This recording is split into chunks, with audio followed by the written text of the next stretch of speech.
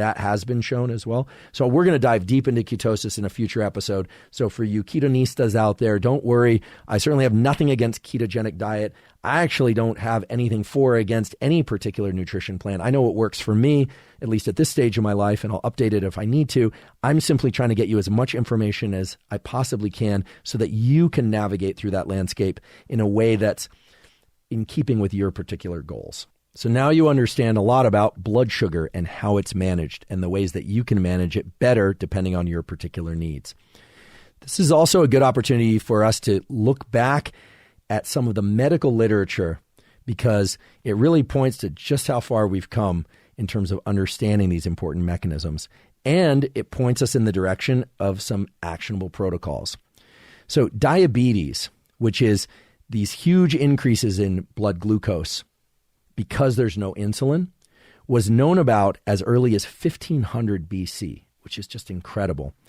And the way physicians then understood that certain people had high blood glucose without actually knowing what blood glucose was, is that they would take the urine of particular patients and they'd find that ants preferably moved toward and consumed the urine of certain patients and not others.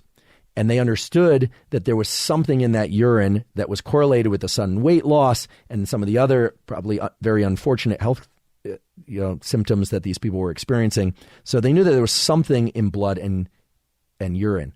Now, this business of measuring blood sugar from the urine has been something that lasted way beyond these early stages of 1500 BC. Turns out that as late as 1674, physicians at Oxford University were figuring out who had pathologically high levels of blood glucose by analyzing their urine. And again, they were measuring the sweetness of their urine. But, and this is medical fact, they would do this by taking urine samples from different patients and tasting them. And they developed an intuitive sense of what excessively sweet urine was relative to the other urines that they had tasted. So for those of you that are in the medical profession or those of you that are seeking out the medical profession, do understand this is not done anymore.